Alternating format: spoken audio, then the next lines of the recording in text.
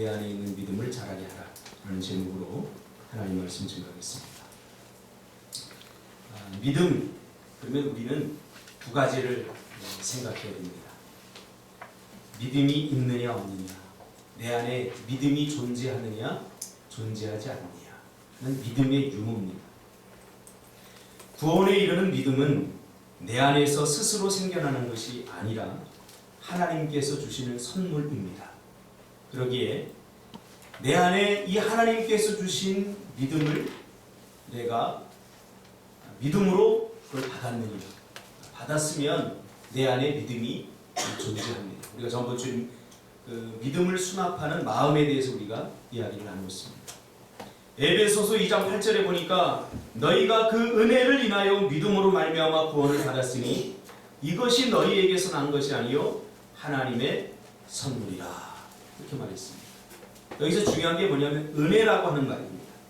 하나님께서 우리에게 믿음이라고 하는 것을 선물로 주셨는데 그것 자체가 은혜라고 하는 거죠. 이 은혜라고 하는 것은 받을 자격이 없는 자에게 거저 주시는 하나님의 거부할 수 없는 사랑입니다. 우리가 이 믿음을 받을 자격이 있어서 받은 게 아니에요. 어떤 행위를 해서 하나님이 기뻐할 만한 일을 하고 하나님께서 너무 이뻐서 이것을 자격이 있어서 하나님 은혜를 베풀어서 우리에게 믿음을 준 것이 아니라 은혜라고 하는 것은 그런 것이 다 없음에도 불구하고 사랑받을 만한 자격이 없음에도 불구하고 하나님께서 우리에게 믿음을 선물로 주셨다는 거예요. 하나님께서 주시는 믿음이라고 하는 선물은 그러므로 받아야 합니다. 우리 안에 마음으로 믿어 의에 이르고 입으로 시인하여 구원에 이른다 이렇게 말했습니다.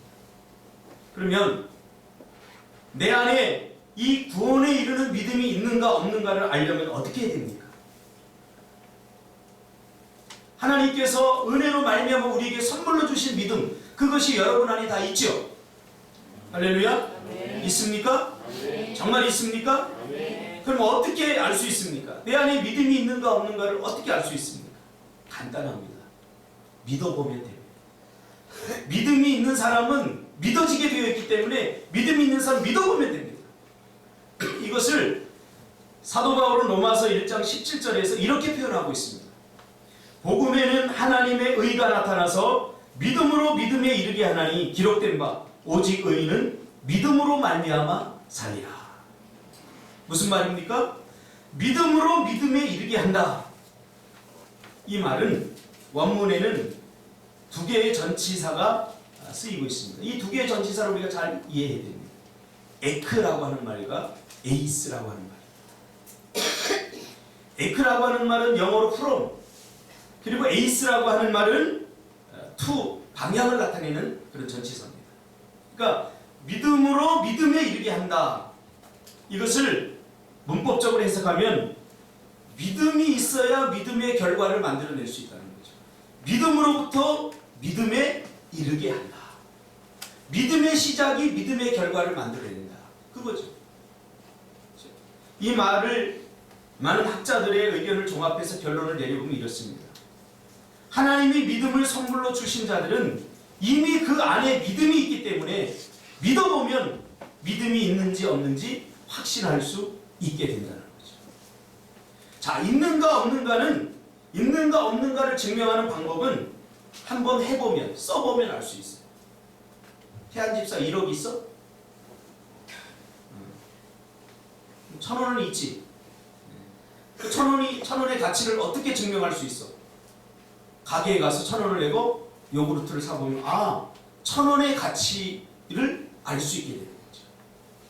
있는 사람은 나 있어 하고 뻐길 필요가 없어요.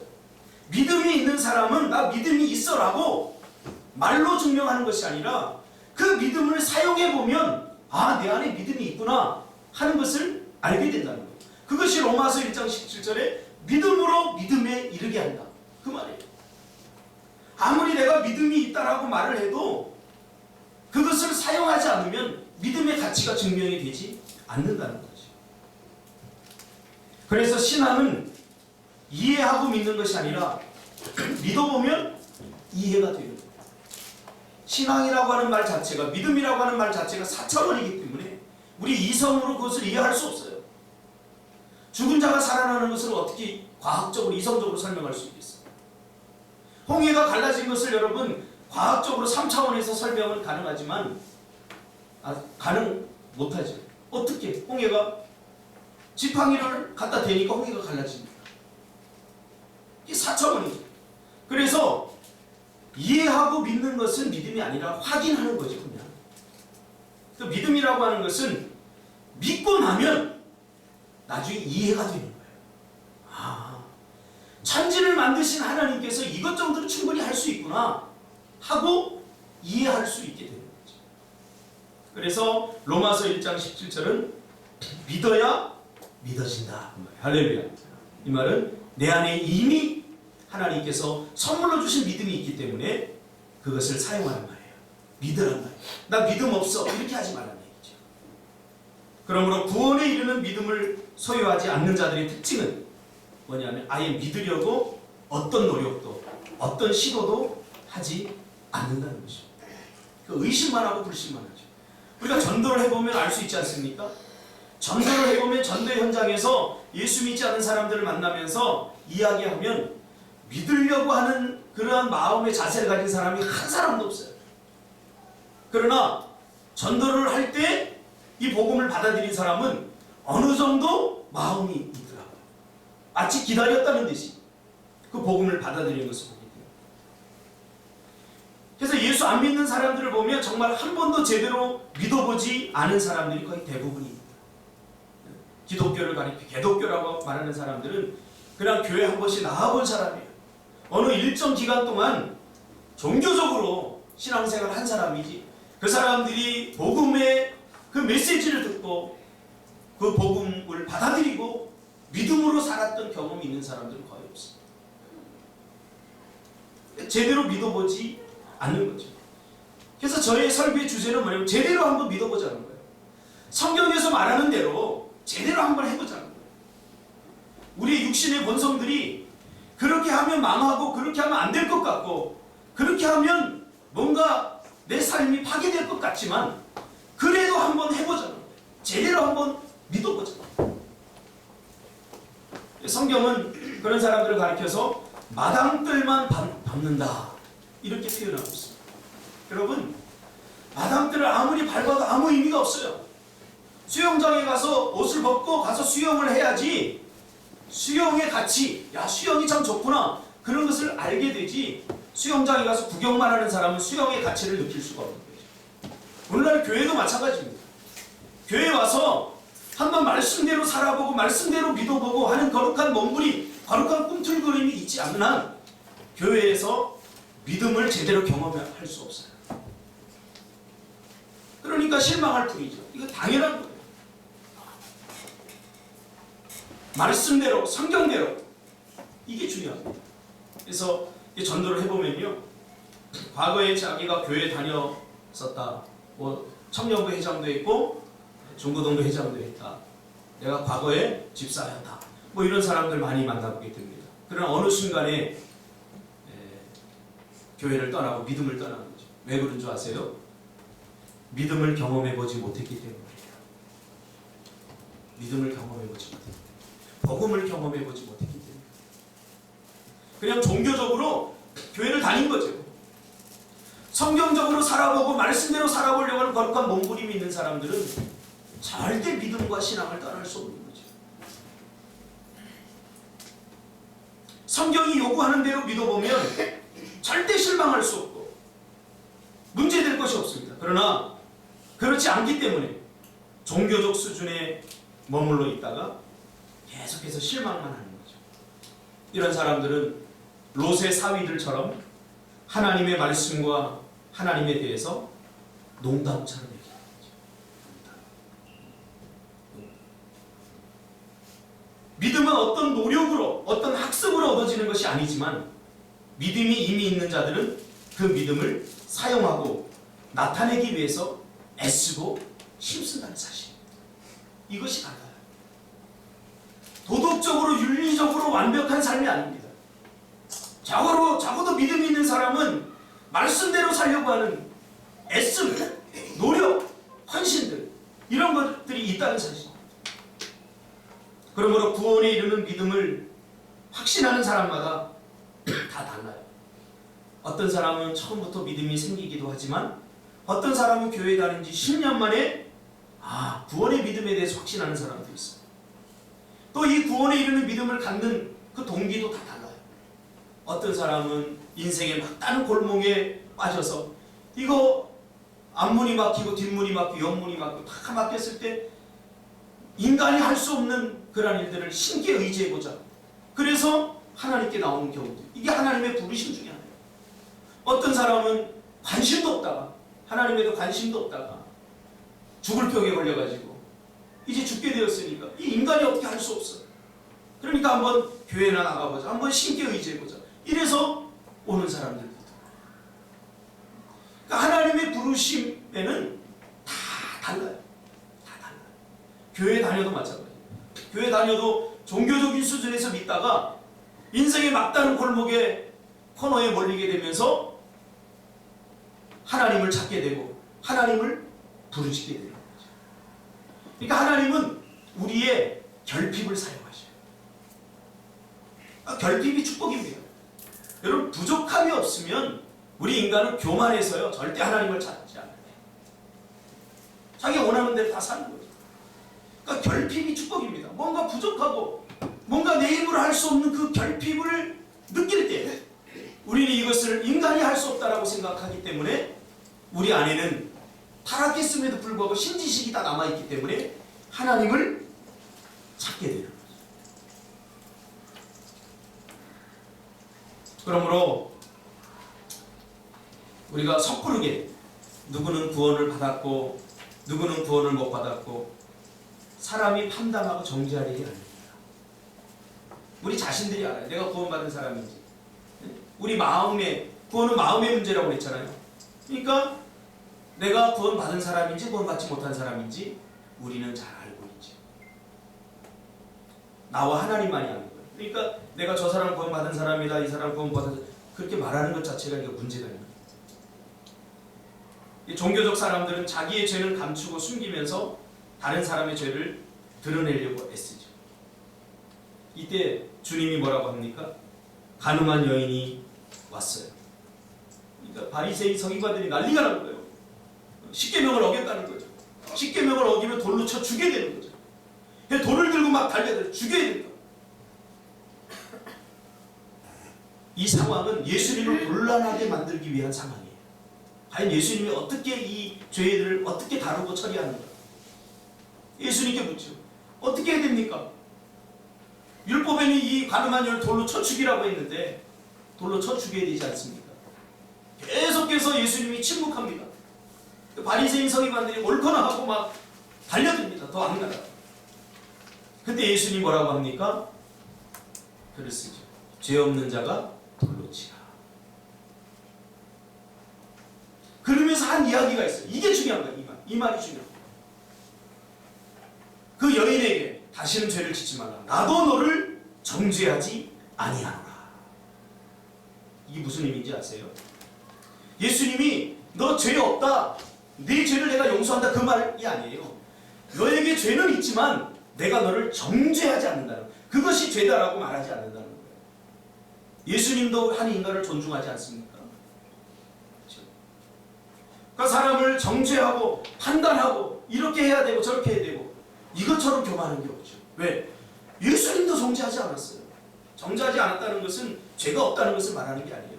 죄는 있지만 그 죄를 내가 죄라고 정죄하지 않겠다는 거죠. 그래서 우리는 지금 이 과정을 우리가 살펴보고 있어요.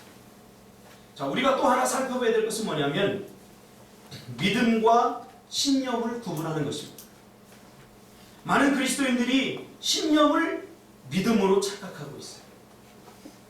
성경에서 말하는 믿음으로 하나님을 섬겨야 되는데 신념으로 인간의 욕망과 인간 육신 안에서 나온 신념으로 하나님을 섬긴다는 말입니다. 이 두 가지 차이가 뭡니까? 근데 이게 굉장히 미묘한 차이가 있어서 믿음이 신념 같고 신념이 믿음 같아요. 그래서 어떤 사람은 열심히 교회 일도 하고 기도도 하고 하지만 어떤 문제 앞에서 확 쓰러져 버려요. 신념은 세상을 이길 수 없어요. 의지는 이길 수 없어요. 세상의 문제. 그러니까 신념적 믿음을 가진 사람들은 신앙생활하다 푹푹 쓰러져요. 그럼 신념과 믿음의 차이가 뭐냐? 신념은 근거 없는 자기 확신입니다. 그래, 될 것 같아. 될 수 있어. 된다고 믿으면 돼. 근데 근거가 뭐예요? 아, 모르겠어. 그냥 믿으면 될 것 같아. 해병대 정신이지, 해병대 정신. 하면 된다. 하면 되는데 근거가 뭐예요? 자기죠, 자기. 자기가 그냥 그렇게 느껴지고, 자기가 그렇게 믿어진다. 믿고 싶은 가능성을 의지하는 거죠. 이게 신념이에요. 오늘날 교회 안에서도 해병대 정신으로 예수 믿는 사람들이 많아요. 된대요. 근데 무슨 근거로 돼요? 그냥 될 것 같아. 내게 능력 주시는 자리에서, 성경은 또 아주 잘 적용을 해요. 내게 능력 주시는 자 된다. 그래서 신념으로 믿는 사람들은 자기 기분과 감정, 자기의 환경이나 흐름에 따라서 날마다 변합니다. 마치 날씨처럼, 요즘 날씨처럼 변덕쟁이가 달라요. 아침에 기분이 좋다가 저녁에는 더 기분이 나빠지고, 이런 환경과 분위기, 내 인생이 잘 나갈 때는 하나님이 살아계시다고 하고, 내 인생에 어려움을 만나면 하나님이 없다라고 막 이야기하고. 이게 뭐예요? 신념에 붙들려요. 우리 인간의 마음을 믿습니까? 저는 안 믿어요. 아침에 다르고 저녁에 다 달라요. 이 마음을, 인간의 죄로 말미암아 타락한 마음을 근거로 한 신념에 붙들려서 이것은 믿음이라고 착각하니까 신앙생활이 이게 헷갈리는 거죠. 어려운 거죠. 쉽지 않은 거죠. 이게 신념이에요. 영원히 변하지 않는 진리를 붙든 것이 아니라 하루에도 수십 번 변하는 그런 마음들, 신념들을 붙들었기 때문에 이렇게 변합니다. 그러니까 하나님의 말씀이 변하는 게 아니라 그 말씀을 대하는 나의 자세와 태도가 변하는 거죠. 저는 언젠가 똑같은 설교를 했는데도 은혜를 못 받는 사람들이 있는 것을 발견해요. 그럼 언젠가는 똑같은 말씀을 전하는데도 그 말씀이 은혜가 됐다고 하는 거예요. 이것을 결정하는 게 누구예요? 변덕스러운 내 마음 아닙니까? 그건 은혜가 아니에요. 그냥 자기 마음을 의지한 거죠. 이런 본선적 신념이 하나님이라고 하는 매체를 끌어들여서 신앙화된 것이 무속신앙, 곧 샤머니즘입니다. 오늘날 교회 안에도 무당 믿듯이 예수 믿는 사람들 많아요. 무당, 샤머니즘. 성경적으로 예수를 믿어야 돼요. 성경이 말하는 대로 예수를 믿어야 되는데 샤머니즘적으로 예수 믿는 사람, 11조도 그렇게 하는 사람들이 11조다. 기도도 그런 식으로 하나님과 거래하려고 하는 사람이 있어요. 제가 생각하기에 한국 교회는 부흥한 적이 단 한 번도 없어요. 그냥 교회 사람들만 많았을 뿐이죠. 왜 그것이 무엇이 증명합니까? 사람이 많은 것은 부흥이 아니에요. 진정한 부흥은 뭐냐면 우리 사람들이 교회에 나와서 삶이 변하고 인생이 변하고 진리를 붙들고 살아가는 것, 말씀을 따라 사는 거예요. 주님이 나를 따르라 했을 때 그 따르는 신앙이죠. 목사가 됐다고 다 된 거 아니에요. 목사가 됐다고 내가 주의 일 열심히 한다고 사역 자체가 목사가 됐다고 믿음이 좋은 거 절대 아니에요. 중요한 게 뭔지 아세요? 하나님과 나의 관계예요. 과거에 내가 믿음 좋았다면 이게 다 필요 없어요. 지금 현재 여기서 하나님과 나의 관계가 어떤 관계예요? 이게 중요한 거예요. 이게 중요해요. 내가 죽도록 일하면 내가 믿음이 좋다라고 생각하지만 그렇지 않아요. 자기의 성취감을 위해서 교회에 나와서 죽도록 일하는 사람도 많이 봤어요. 주의 일 하면서 그래도 놓치기 쉬운 게 있어요. 하나님과의 관계를 놓치고. 그러니까 일은 열심히 하면서 허무해지는 거죠. 이게 뭔가? 교회 나오니까 힘들기만 하다. 왜 그래요? 하나님과 관계가 끊어져서 하나님으로부터는 힘을 받지 못하기 때문에 그래요. 내 힘으로 감당하니까 이 얼마나 힘들고 어려워지겠어요. 그러나 성경적 믿음은 다릅니다. 성경적 믿음은 근거가 성경입니다. 근거 있는 확신이죠. 너 어떻게 그렇게 담대? 다윗이 골리앗을 향하여 달려나가요. 담대하게 달려나가요. 근거가 뭐예요? 자기 물맷돌 잘 던지기 때문에? 아닙니다. 하나님을 신뢰했기 때문에. 여러분 읽어보세요. 그거 뭐라고 얘기하는지.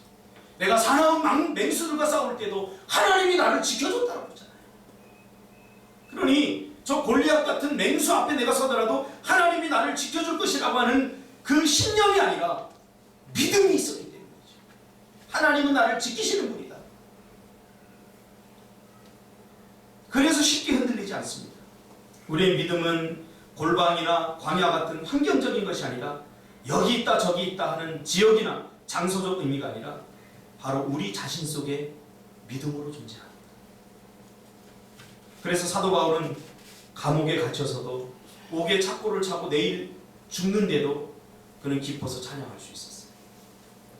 그러나 10년적 믿음은 찬양 못해요. 원망하고 불평하죠. 내가 복음을 전하다 감옥에 잡혀서 어떻게 이런 일이 일어날 수 있어? 불평하고 원망하는 거죠. 그러니까 신념적 믿음은 그냥 무너져요. 다니엘은 사자굴에서도 기죽지 않았어요. 사자들이 으르렁거리면서 잡아먹으려고 할 때도 다윗은 그 사자굴에서 하나님이 자기를 꺼내줄 것을 신뢰했기 때문이죠. 믿었기 때문이죠. 마음으로 믿은 거죠. 그래서 사람이 마음이 변하지 않으면 아무것도 변한 게 아니에요. 교회 다니는 척 할 수 있어. 성경 가지고 나오는 척 할 수 있고 믿은 척 할 수 있고 다 할 수 있어요. 그러나 마음이 믿지 않으면 그 상태를 우리가 종교적 그리스도인이라고 말합니다. 신앙적 그리스도인이다.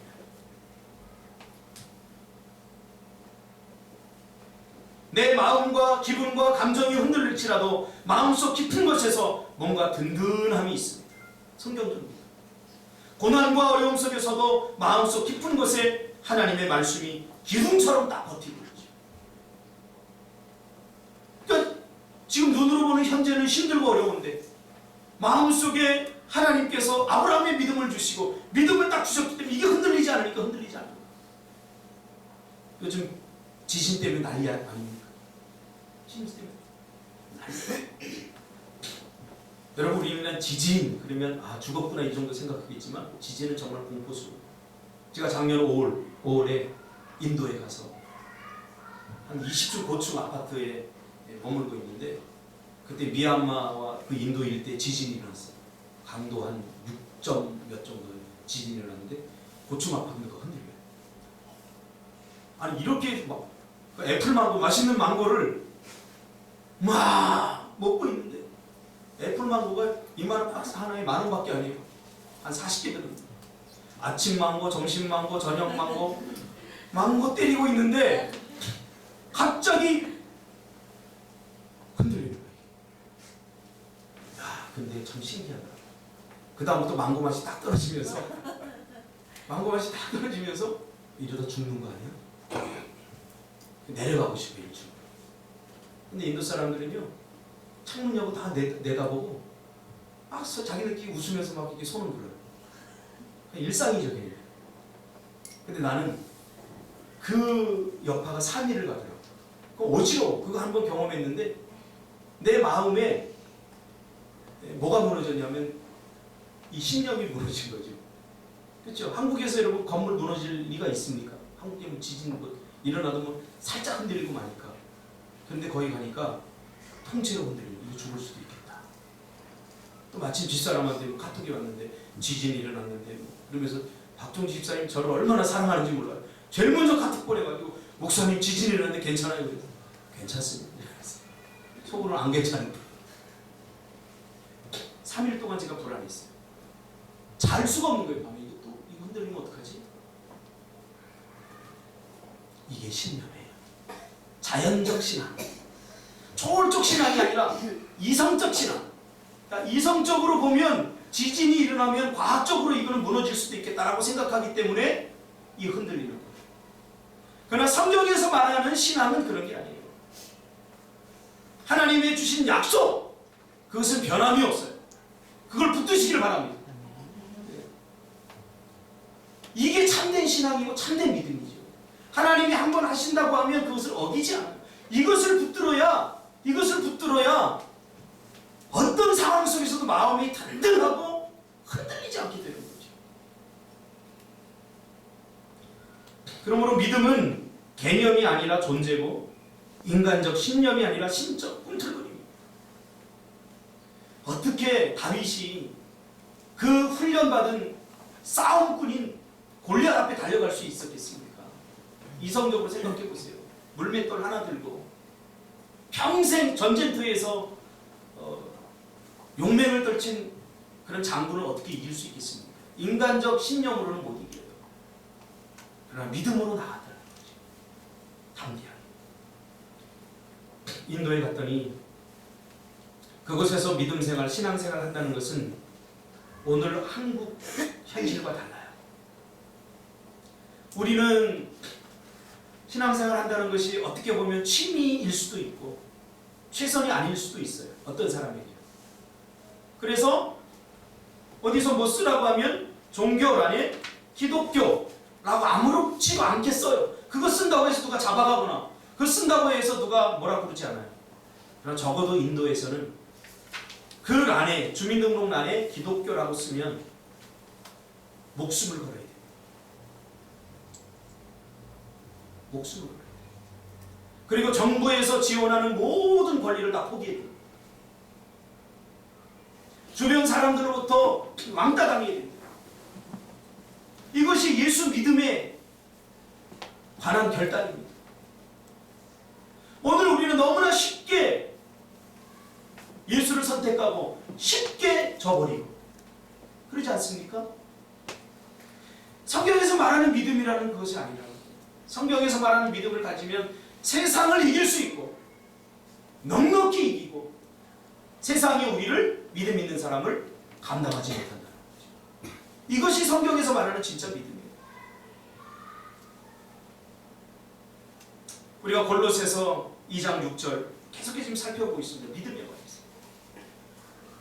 그러므로 너희가 그리스도 예수를 주로 받았으니 선물로 받았다. 그 안에서 행하되 그 안에 뿌리를 박으며 세움을 받아 교훈을 받은 대로 믿음에 굳게 서서. 자, 믿음에 굳게 서서라는 말을 지금 우리가 강의하고 있는 거죠. 그 안에 예수 안에 깊이 뿌리를 내린 사람은 이제 자라야 한다는 거죠. 믿음이 자라야 된다는 거죠. 뿌리의 역할은 에너지와 물을 공급하고 또 하나는 나무를 굳게 세워서 흔들리거나 뽑히지 않게 하는 지탱의 역할을 합니다. 오늘 우리의 믿음을 한번 점검해 볼 필요가 있습니다. 정말 내가 신념적 믿음을 갖고 하나님을 섬기는지 아니면 성경에서 말하는 그 믿음을 내가 가지고 하나님을 섬기는지. 저는 가끔 이 고백을 자주 합니다. 한국에 선교사로 30년 동안 있다가 한국을 떠나면서 한국교회 그리스도인들을 향해서 남긴 선교사님의 말 잊을 수가 없어요. 한국 성도들은 불교적으로 사고하고 불교적으로 사고. 이거 한국 그리스도인들을 향해서 말하는 거예요. 이 선교사님. 한국 그리스도인들은 불교적으로 생각을 하고 사고를 하고 그리고 삶의 방식은 유교적이에요. 저도 우리 어머니 예수 믿었는데도 상에 이렇게 앉으면 저는 왼손잡이라 국그릇이 왼쪽에 가고 밥그릇이 오른쪽에 오는 게 편했는데 제사상에 올라가는 거라고 반대로 놓으라고. 크리스찬인데도 그래요. 이것 때문에 얼마 싸운지 몰라요. 그냥 이렇게 살다 죽게 해줘. 그러면서 내가 이게 더 편해. 그래도 우리 어머니는 머리통을 때리면서 제사상에 올리는. 제사도 안 지내는 양반이 삶의 방식은 유교를 따르더라고요. 그리고 급할 때만 하나님을 찾지 않습니까? 우리는? 평소에는 잘 하나님 앞에 기도도 잘 안 해요. 교회에 대한 필요성도 별로 못 느껴요. 신을 잘 찾지도 않아요. 근데 급할 때만 찾는 걸 보면 샤머니즘적이다. 이게 샤머니즘이에요. 가나니즘이거든요. 우상주의거든요. 그러면서 한국교회 성도들이 성경으로 돌아가야 돼요. 에드폰테스. 성경으로 돌아가야 돼요. 제가 교회 다니는 사람도 교회 다니다가 교회 떠난 사람을 만나 전도해 보면 느끼는 게 있는데 뭐냐면 성경에 관해서 쥐뿔도 모르고 다 주워들어요. 교회는 이런 데면서요. 이런 데면서요. 아니 나도 모르는 거 너무 많이 알아. 어디서 들었어? 다 주워 들은 거예요. 성경을 한 번도 안 읽었어. 그러니까 성경적 신앙이 아니라 다 주워 들은 신앙이죠. 쓰레기 같은 신앙. 아닙니다. 제대로 해야 됩니다. 성경적 신앙. 우리는 성경적 믿음으로 돌아가야 됩니다. 우리 안에 이 믿음, 이 생명의 씨앗인 믿음이 있는 사람은 잘하죠. 한 2년 전에 저희 누님이 군산에 사시는데 그 앞에 누가 블루베리를 심어놨어요. 그러니까 농사가 안 되니까 그냥 가버렸어. 그래서 거기 있는 살아있는 블루베리를 이렇게 갖고 오더라고요. 블루베리 한 나무에 블루베리가 막 엄청 열린다는 거예요. 2그루를 줬어요. 그래서 갖고 와서 야 블루베리를 따먹고야 말이라. 그리고 2그루를 넣고서 한 그루는 그냥 겨울에 얼려 죽었어요. 옥상에 얼려 죽었더라고요. 한 그루는 우리 그 베란다 밖에다 이렇게 놔뒀는데 작년에 보니까 거의 사망하신 것 같아요. 완전 얼마나 미안하든지 아이고 저 괜히 나한테 와서 이제 돌아가시겠구나 하고서 내가 굉장히 그 나무를 볼 때마다 미안한 마음을 갖고 있는데 이번 봄이 됐는데요 새싹이 돋고 살아나요. 할렐루야. 죽은 게 아니에요. 생명이 있는 건 자라요. 싹을 틔웠는데 내가 아침마다 그걸 보면서 집사람하고 감동해요. 미안하기도 하고 내가 물도 제대로 주지도 못하고 얼마나 배고팠겠어요. 얼마나 목말랐겠어요. 그런데도 이게 묵묵히 살아서 꽃을 키워내는 거 보고 내가 요즘 정말 감사해요. 엊그제도 집사람하고 너무 감사해요. 그래서 요새 미안해고 내가 물도 지금 자주 주고 있어요. 그리고 잘 자라나 내가 이렇게 보고 있어요. 그게 어떻게 해서 자랐을까요? 생명이 있으니까 자라는 거예요. 여러분 우리 안에 믿음이 있으면 이 믿음은 자라는 것입니다. 믿음이 없기 때문에 자라지 못하는 거죠. 아까도 얘기했잖아요. 믿음은 있느냐 없느냐에 시작해야 됩니다. 그 다음에 중요한 게 뭐냐면 이 믿음이 자라는 믿음이냐 큰 믿음이냐 작은 믿음이냐. 자라지 못하는 신앙생활 하더라도 10년 20년 돼도 자라지 못하는 사람이 있어요. 왜 그래요? 자라는 방법을 모르기 때문에 자라지 못하는 거예요. 교회에 나와서 열심히 봉사하고 헌신하고 막 이렇게 하면 자란다고 알기 때문에 절대 그렇지 않습니다. 믿음이 어떻게 자라는지를 우리가 알아요.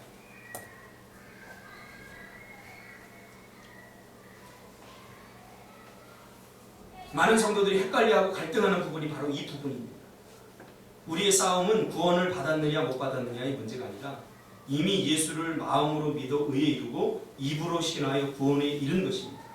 그러나 중요한 것은 그 다음부터 구원받은 것 같은 삶을 살지 못하고 구원이 주는 인센티브를 누리지 못하는 문제죠. 구원받았느냐 못 받았느냐의 문제가 아니라 구원받은 사람에게 주신 하나님의 특권을 누리느냐 누리지 못하느냐의 문제입니다.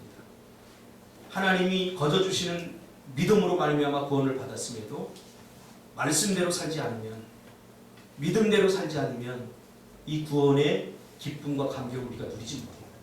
그러니까 정서적으로는 때로는 구원받지 못한 것 같은 그런 외로움, 그런 공허함에 우리가 시달리게 되는 거죠.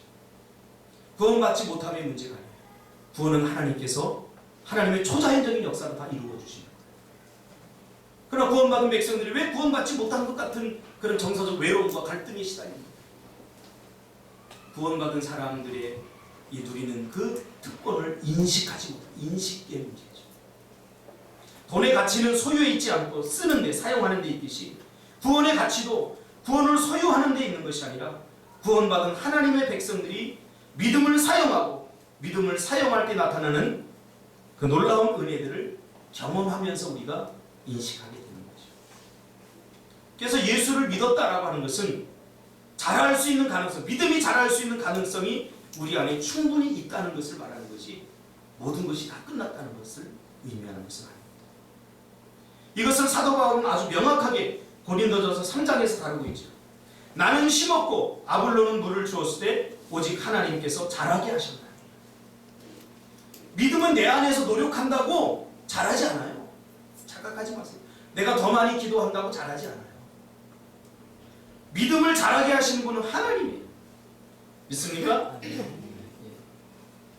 그러면서 8절에 심는 이와 물 주는 이는 한 가지니 각각 자기가 일한 대로 자기의 상을 받으리라. 9절에 우리는 하나님의 동역자들이요 너희는 하나님의 밭이요 하나님의 집이라. 여기서 하나님의 밭이요라고 하는 표현이 굉장히 중요해요. 이 밭이라고 하는 것은 우리의 마음을 가리키는 거예요. 성경의 직유법이죠. 그러면 우리 안에 있는 믿음을 자라기 원하는 하나님의 뜻을 우리가 알았습니다. 그러면 우리는 어떻게 협조할 수 있는가? 내 안에 있는 믿음을 자라게 하시는 하나님에게 우리가 협조해야 돼요. 그래야 믿음이 자랄 수 있어요. 자라게 하시는 주체인 하나님께 생각해 보세요. 나무가 자라려면 물을 받아야 되는데 물을 주는데 나 물 안 받을까 하고 우산 쓰면 협조를 안 하면 이 나무는 물을 받을 수 없는 거죠. 내가 거름을 주겠다고 하는데 거름을 거부해버리면 이 나무는 자랄 수 없는 거죠. 그렇죠?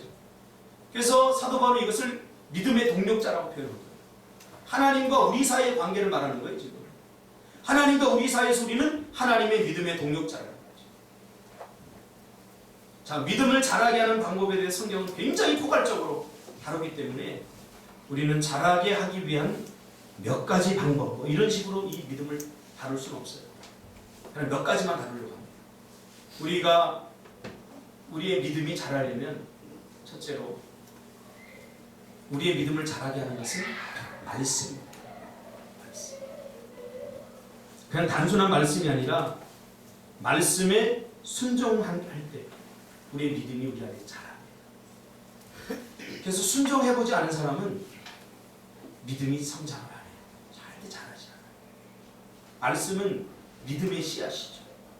그래서 마태복음 13장에 보면 믿음이 말씀을 통해서 어떻게 우리 안에서 성장하고 자라는지 마태복음 13장에 씨 뿌리는 비유를 통해서 우리에게 말해주고 있잖아요. 요 설교는 다음 주에 하려고 합니다. 너무 길어지기 때문에. 그러나 요거 하나는 꼭 짚고 넘어가야 돼요. 예수님께서 씨 뿌리는 비유를 할 때 이 비유잖아요. 마태복음 13장에 있는 비유는 직유법이에요. 뭐뭐처럼. 천국은 마치 뭐뭐처럼 이렇게 돼 있잖아요. 자, 이 밭은 우리의 마음을 말하는 거죠. 씨는 말씀을 말하는 거죠. 우리가 아는 바와 같이. 근데 이것을 이해하려면 한 가지만 하고 마치려고 합니다. 2000년 전에 예수님이 이 비유를 말할 당시에 팔레스타인의 밭이 어떤 밭인가를 우리가 이해해야 돼요.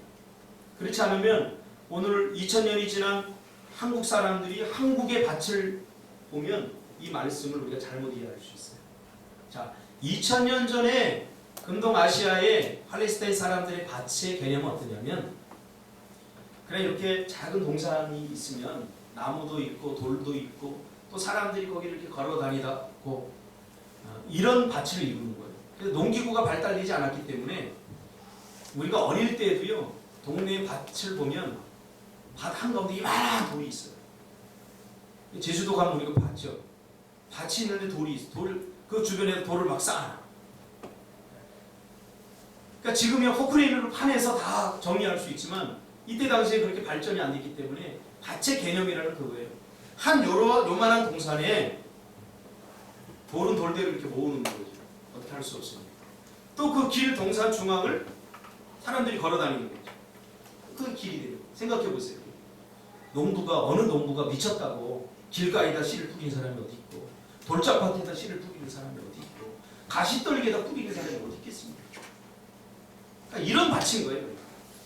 이 한 밭에 한쪽에는 돌을 모아놓고 한쪽에는 사람이 다녀서 맨들맨들 길가가 되고 또 한쪽에는 여러분 이번에 우리가 제주도 꿈틀학교 부지 산 와서 거기 가서 그 정리하는데 배집사가 고생했어요. 왜냐하면 그 가시동물이만 이렇게 자라는데요. 그거 힘들더라고요. 그거 잘라내는 것 자체가 힘들어요.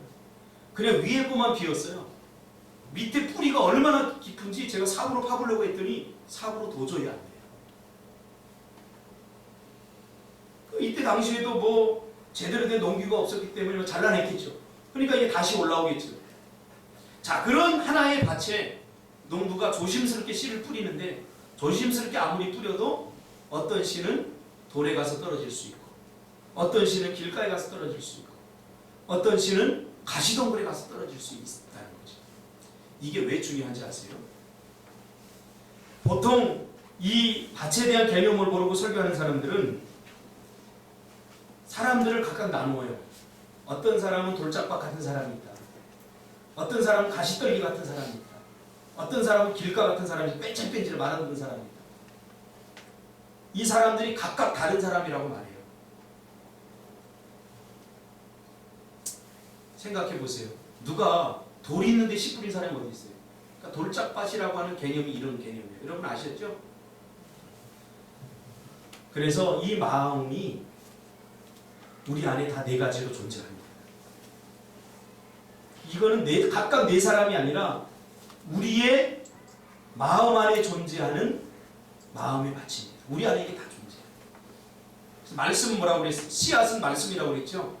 말씀이 떨어질 때 그 말씀에 내가 어떻게 반응하느냐, 이것에 의해서 가시덤불 같은 인생, 그렇죠? 그리고 돌짝밭 같은, 그리고 길가에 떨어진 것 같은 일들이 일어나는 거죠. 중요한 건 뭐예요? 반응이라. 여러분 말씀을 들을 때 처음에는 맞아 하고 내 안에 믿음이 막 성장하려다가 뜨거운 햇볕이 비치니까 뿌리를 내리지 못해서 곧 말라 죽었다고 그러죠. 예수님이 비유했어요. 그 말씀을 들을 때도 요 수준에서 끝나는 사람이 있어요. 여기 야 맞아 오늘 은혜 받았어. 그리고 싹 돌아가면서 바로 잊어버리는 거죠. 어려움이 오면 싹 말라. 그러니까 말씀의 뿌리를 내리면 내린 식물은 햇볕이 나면 에너지를 받지만 뿌리를 내리지 못한 식물은 말라 죽어요. 예수님이 지금 이 이야기를 하고 있는 거죠. 그래서 다음 주에는 이 네 가지 밭으로 우리가 생각하면서 한번 구체적으로 살펴보려고 합니다. 믿음은 반응. 기도하겠습니다. 걸어가신 아버지 하나님 감사합니다. 오늘 말씀을 우리가 보면서